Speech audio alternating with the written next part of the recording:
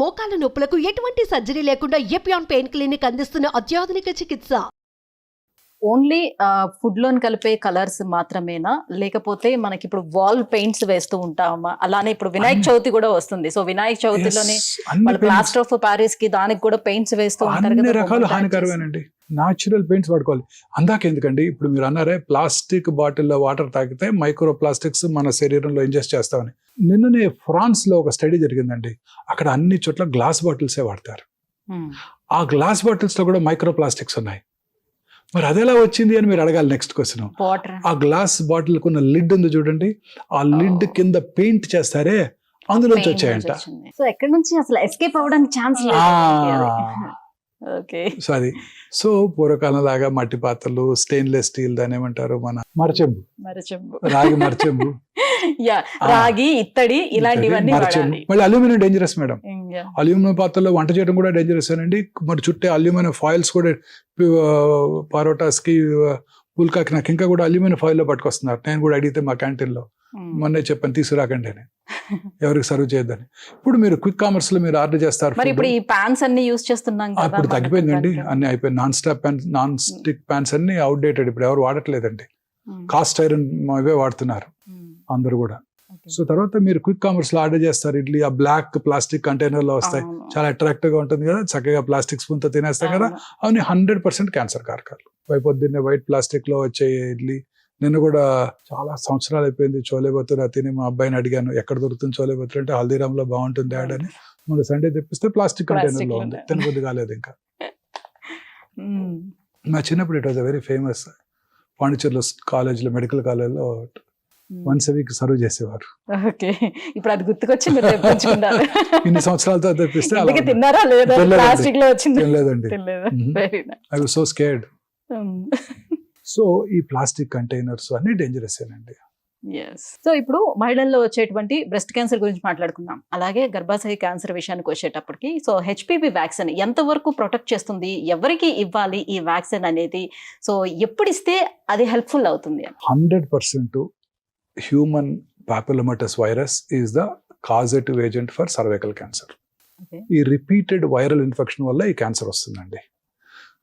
ఈ cancer is ఒక interesting type అండి. ఇదేంటంటే ఇప్పుడు కరోనా వైరస్ ఇన్ఫెక్షన్ వచ్చింది అనుకోండి, ఆ తర్వాత మనకి దాంట్లో యాంటీబాడీస్ డెవలప్ అవుతాయి. రెండోసారి కరోనా ఇన్ఫెక్షన్ వస్తే మనం దాన్ని చక్కగా ఓవర్కమ్ అవ్వగలుగుతాం కదా. ఈ వైరస్ ఎంత స్మార్ట్ అంటే హ్యూమన్ పాపిలోమాటస్ వైరస్, అది సర్వైకల్ ఎపిథీలియంలో ఉంటుంది, సెల్ లోపల ఉంటుంది, మన బాడీలో ఉండే ఇమ్యూన్ మెకానిజమ్స్ కి చెక్కదు. సో దట్ యాంటీబాడీస్ డెవలప్ అవ్వవు. సో రిపీటెడ్ వైరల్ ఇన్ఫెక్షన్స్ వాళ్ళలో వస్తున్నట్టయితే వాళ్ళలో అది క్యాన్సర్గా మారుతుంది. సో దీనికి కనుక మీరు హెచ్పివి వ్యాక్సిన్ కనుక ఇచ్చినట్టయితే మన పిల్లలకి, అప్పుడు దాంట్లో ఇమ్యూనిటీ డెవలప్ అయ్యి ఆ రిపీటెడ్ వైరల్ ఇన్ఫెక్షన్స్ని ప్రివెంట్ చేస్తుంది. తద్వారా క్యాన్సర్ రాకుండా ఉంటుంది. ఐడియల్ ఏజ్ పిల్లలకి 9 to 14 years. ఇండియన్ గవర్నమెంట్ మొన్న ఈ మధ్యనే లాస్ట్ ఇయర్ బడ్జెట్లోనే అనౌన్స్ చేశారు, మన పిల్లలందరికీ కూడా వాళ్ళ గవర్నమెంట్ ఫ్రీగా వ్యాక్సిన్ అందజేస్తుంది. బాయ్స్ అండ్ గర్ల్స్ ఇద్దరికి? గర్ల్స్కి. యాక్చువల్లీ బాయ్సే ఈ ఇన్ఫెక్షన్ ఆడపిల్లలకి ఇస్తారు. సో బాయ్స్ కూడా ఇమ్యూనిటీ పెంచడానికి కోసం అనేక రకాల క్లినికల్ ట్రయల్స్ జరుగుతున్నాయి. వన్స్ దే ఆర్ అసెస్డ్, ఆ తర్వాత బాయ్స్కి ఇవ్వడం జరుగుతుంది. ఇప్పటి వరకు మొన్ననే మిసెస్ నిర్మలా సీతారామన్ అనౌన్స్ చేశారు, మన ఆడపిల్లలందరికీ 10 years రాగానే 2 doses ఆఫ్ వ్యాక్సిన్ 14 వరకు ఇచ్చేస్తే సరిపోతుందండి. ఆ తర్వాత తీసుకునే వాళ్ళు మాత్రం 3 doses తీసుకోవాల్సి ఉంటుంది. 3 doses. ఓకే. అంటే ఈ హెచ్పివి వైరస్ అనేది కేవలం లైంగిక సంబంధాల మూలంగానే ఇది స్ప్రెడ్ అవుతుందా? సైంటిఫిక్ గా ఇది ప్రూవెనా? yes, proven very much. Okay. Michael Douglas, ఆయనకు ఓరల్ క్యావిటీలో వచ్చింది. he believes it's because of oral sex. famous Hollywood movie artist, Kramer versus Kramer, very famous artist. Okay. Basic instinct detective గా చేస్తాడు. ఆయనకి tongue cancer వచ్చింది, base tongue cancer, cure అయిపోయింది, was fine. So human papillomatous virus is the most important cause for oral cancers in United States. ఇండియాలో it is tobacco, ఆడవాళ్ళలో గర్భసంచి ముఖ ద్వార క్యాన్సర్. సో ఇవన్నీ కూడా హ్యూమన్ పాపిలోమాటస్ వైరస్ ఇన్ఫెక్షన్ వల్లే వస్తున్నాయండి. రైట్ సార్, ఇక ట్రీట్మెంట్స్ విషయానికి వద్దాం. సో ఉన్నటువంటి ఇప్పుడు ఈ క్యాన్సర్స్ కి మనకి లేటెస్ట్ గా అందుబాటులోకి వచ్చేసినటువంటి ట్రీట్మెంట్స్ ఏమేమి ఉన్నాయి? క్యాన్సర్కి ట్రెడిషనల్ ట్రీట్మెంట్స్ ఏనండి, surgery is the main stay of treatment. కానీ చాలా మందిలో ఒక అపోహ ఉంది, కత్తి పెడితే క్యాన్సర్ పెరిగిపోద్ది. ఇప్పుడు కూడా అడుగుతుంటారు నన్ను. ఇంత మన అవగాహన కార్యక్రమాలు గత 30 ఏళ్ళుగా నేను చేస్తున్నప్పటికీ, నేనే కాదు ఇప్పుడు కొన్ని వందల మంది క్యాన్సర్ సర్జన్స్, స్పెషలిస్టులు అనేక రకాల యూట్యూబ్ ప్రోగ్రామ్స్ చేస్తున్నప్పటికీ, మన న్యూస్ పేపర్స్, టీవీ ఛానల్స్ అనేక రకాలు మీరు ఎంతో కష్టపడి ఈ ప్రోగ్రామ్స్ చేస్తున్నప్పటికీ కూడా చాలా మంది ఈ రోజు కూడా అడుగుతారు, బయాప్సీ చేయాలి అనగానే ఏంటి బయాప్సీ చేస్తారా, నీడిల్ పెట్టి గుచ్చుతారా, తేనె తుట్టుని కదిలిస్తే ఎలా పెరిగి పాకిపోతుందో అలా క్యాన్సర్ పాకిపోతుందంట కదా అని అడుగుతుంటారు. చదువుకున్న వాళ్ళే. కత్తి పెట్టి క్యాన్సర్ని కోస్తారా, కత్తి పెడితే క్యాన్సర్ పెరిగిపోతుందనే కదా అందరు చెప్పుకుంటా ఉంటారు అని అడుగుతుంటారు. దిస్ ఇస్ పూర్తిగా అపోహ మాత్రమే. అంటే వాళ్ళకున్న బిలీవ్ ఏంటంటే ఒక పుండుని చిట్లించితే ఎట్లా అయితే అది అలా స్ప్రెడ్ అయిపోతుందో అలా అయిపోతుందని అనుకుంటున్నారు. Misconception, myth. క్యాన్సర్ కి ట్రీట్మెంట్ ఒక సర్జరీ అనండి. బ్రెయిన్ లో ట్యూమర్ అయినా, కాలు చిటికెన్ వేల్లో వచ్చే మెలనోమా అయినా, ఎక్కడొచ్చినా బ్లడ్ క్యాన్సర్ తప్ప క్యాన్సర్ని సర్జరీ చేయటం ద్వారానే క్యూర్ చేయవచ్చు. ఇంకే ఏ ఇతర చికిత్స కూడా క్యూర్ చేయలేదు. బ్లడ్ని కట్ చేయలేం కదండి, బాడీ అంతా ఉంటుంది. వాటిని కీమోథెరపీ, టార్గెటెడ్ థెరపీ, ఇమ్యూనోథెరపీ ద్వారా బ్లడ్ క్యాన్సర్స్ని క్యూర్ చేయవచ్చు. మిగతా ఏ క్యాన్సర్ అయినా అర్లీగా కనుక్కుంటే శస్త్రచికిత్స, సర్జరీ ద్వారానే క్యూర్ చేయగలుగుతాం. కానీ ఎవరు కూడా అర్లీ స్టేజ్లో రారు. అర్లీ స్టేజ్లో పెద్దగా సిమ్టమ్స్ కలిగించవు, సైలెంట్ కిల్లర్, పెరిగిపోతూ ఉంటాయి, పెరిగినాకే వస్తారు. కాబట్టి సర్జరీ చేసే స్టేజ్ దాటిపోయినప్పుడు ముందుగా కీమోథెరపీ లేక రేడియోథెరపీ లేదా రెండు కలిపి ఇచ్చి డౌన్ సైజ్ చేసి ఆ తర్వాత సర్జరీ చేసే స్టేజ్కి వస్తే సర్జరీ చేస్తుంటాం. ఇది cancer treatment. So main treatment surgery, chemotherapy, radiotherapy. ఇప్పుడు కొత్తగా టార్గెటెడ్ థెరపీలు, ఇమ్యూనోథెరపీలు అనేకమైన వస్తున్నాయి. జీన్ థెరపీలు. టార్గెటెడ్ థెరపీ అంటే కొన్ని రకాల మందులు క్యాన్సర్ సెల్నే టార్గెట్ చేస్తూ శరీరంలో ఉన్న ఇతర కణజాలానికి ఎటువంటి హాని కలిగించినటువంటివి టార్గెట్ థెరపీస్. ఇక ఇమ్యూనోథెరపీ అనేది ఒక వెరీ ఇంట్రెస్టింగ్ కాన్సెప్ట్. ఫ్యూచర్లో ఇవే ఉండబోతున్నాయి.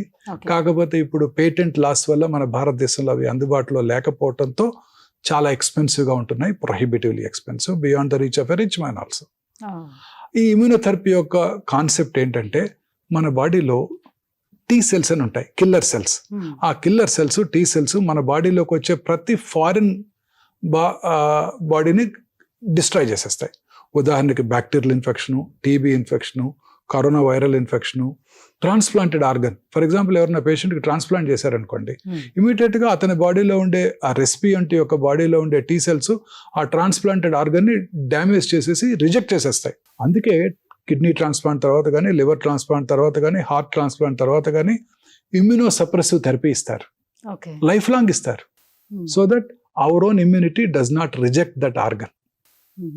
సో అలా రిజెక్ట్ చేస్తాయి. అలాగే మన టీ సెల్స్ క్యాన్సర్ సెల్ని కూడా డిస్ట్రాయ్ చేసేస్తాయి. మరి మన టీ సెల్స్ యాక్టివ్గా ఉండాలంటే మనం ఏం చేయాలండి? ప్రశాంతంగా ఉండాలి, హ్యాపీగా ఉండాలి. సంతోషం సగం బలం, సగం కాదు 100% బలం. సో ఈ టీ సెల్స్ యాక్టివ్గా ఉన్నట్టయితే మనకి ఏ జబ్బులు రావు. కానీ cancer cells are much smarter than scientist. అవేం చేస్తాయి? ఈ టీ సెల్స్ని మాస్క్ చేస్తాయి లేదా బ్లాక్ చేస్తాయి. ఈ అన్మాస్కింగ్ అంటే క్యాన్సర్ సెల్ టీ సెల్ని మాస్క్ చేయకుండా కాపాడటాన్నే ఇమ్యూనోథెరపీ అంటాం. సో ఈ అన్మాస్క్ చేసి మన సెల్స్ని రీయాక్టివేట్ చేసి మన టీ సెల్స్ వెళ్ళి క్యాన్సర్ని చంపేయటాన్నే ఇమ్యూనోథెరపీ అంటారు. Most natural way of killing the cancer. So ఇంకా రానున్న కాలంలో ఇవే ఉంటాయి. క్యాన్సర్కే కాదు, అన్ని రకాల ఎలిమెంట్స్కి ఇవే ఉంటాయి, ఇమ్యూనోథెరపీసే ఉంటాయి. అది ఫ్యూచర్ అంతా ఇదే ఉండబోతుంది. సో టీబీని ఏ రకంగా 4 డ్రగ్స్. మా చిన్నప్పుడు టీబీ, నేను 8th క్లాస్లో మా అంకుల్ని మెడ్రాస్ తీసుకెళ్ళాను. తాంబరంలో India world's biggest TB hospital ఉండింది.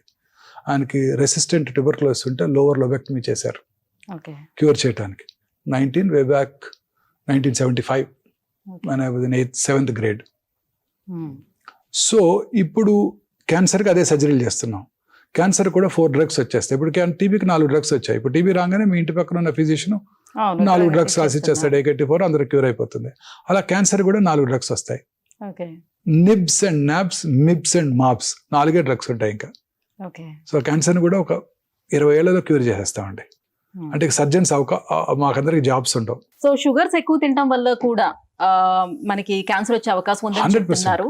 సో చిన్న పిల్లలు ఎక్కువగా ఈ పీచ్ మిఠాయిలు, కాటన్ క్యాండీస్ అవునండి, ఇవన్నీ cotton దాంట్లో candy. అది తినటం వల్ల కూడా వస్తుంది అంటున్నారు. అవునండి, రోడమిన్ బి ఆల్రెడీ బ్యాన్ చేశారు కర్ణాటకలో, పాండిచేరిలో బ్యాన్ చేశారు. ఇప్పుడు ఈ మంచూరియా కలర్స్, ఆ red colour chilli 65 chilli chicken 65 అది గ్రేట్ మెడ్రాస్ లో స్టార్ట్ అయింది బేకరీలో. చికెన్ 65 అందులో వాడే కలర్స్ అన్ని కూడా కర్ణాటకలో బ్యాన్ చేశారండి ఫుడ్ సేఫ్టీ అథారిటీస్. అన్ని రకాల ప్రాసెస్డ్ ఫుడ్స్ మేడం, ఈ చికెన్ 65లో వాడే కలర్స్, చిల్లీ పౌడర్లో వాడే సూడాన్ రెడ్, పసుపులో వాడే లెడ్ క్రోమేటు, రోడమిన్ బి, అనేక రకాల ఐస్ క్రీములో వాడే ఎమల్సిఫైయర్స్, స్వీట్స్లో వాడే అనేక రకాలైన ప్రాసెస్డ్ కలర్స్, అజినమోటో, చైనీస్ ఫుడ్స్లో ఉండే అజినమోటో, ఎసెన్షియల్ కూడా బాగా use అన్నీ చేస్తారు. అండి.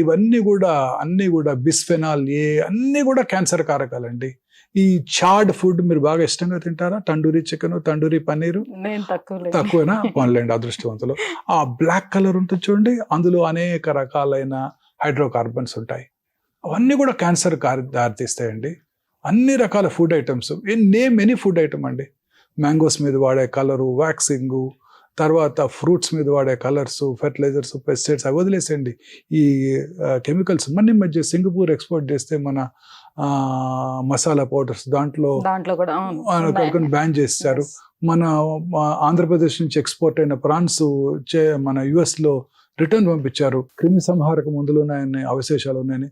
కొన్ని రకాల పికిల్స్ అక్కడికి ఎక్స్పోర్ట్ చేస్తే మన తెలుగు వాళ్ళు తింటారు కదా అని వాటిల్లో ఇన్సెక్టిసైడ్ ఉందని బ్యాన్ చేస్తారు. మీరు తాగే cool drink is just nothing but poison ma'am.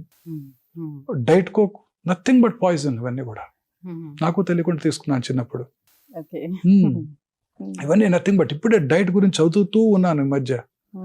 ఇంకా ఐ స్ట్రాంగ్లీ బిలీవ్ తీసుకోవటం వల్ల కూడా క్యాన్సర్ ని మనం క్యూర్ చేయలేకపోతున్నాము. క్యాన్సర్ ని ప్రివెంట్ చేయడానికి మనం ఏం చేయాలి అంటే డైట్ ఏనండి most important. So now I'm working on diet. రోజు ఏదో ఒక వర్క్ చేస్తున్నాను డైట్ మీద, ఏదో ఒక రీల్ చేస్తూనే ఉన్నాను డైట్ మీద. మనం మన ప్రజల్లో అవగాహన పెంచి మంచి డైట్ కనుక వారు తీసుకుంటే అట్లీస్ట్ నెక్స్ట్ డికేడ్ లో క్యాన్సర్స్ తగ్గిపోవాలి. That is my aim now. So ఇవన్నీ కూడా అన్ని రకాల ఫుడ్ ఐటమ్స్, ప్రాసెస్డ్ ఫుడ్స్, ఇవన్నీ కూడా చాలా హానికరం అండి. పిల్లలు తినే చూరోసు, పిల్లలు తినే వాడు ఏమంటారండి, చాలా రకరకాల ఐటమ్స్, పిజ్జాలు, బర్గర్లు, అన్నీ కూడాను, కుర్కురేస్ అన్నీ కూడా. అసలు ఆ కుర్కురేస్ లో ప్లాస్టిక్ కూడా ఉంటుందంట, మైక్రో ప్లాస్టిక్స్. అన్ని రకాల ఫుడ్ ఐటమ్స్ కూడా డేంజరస్ అండి.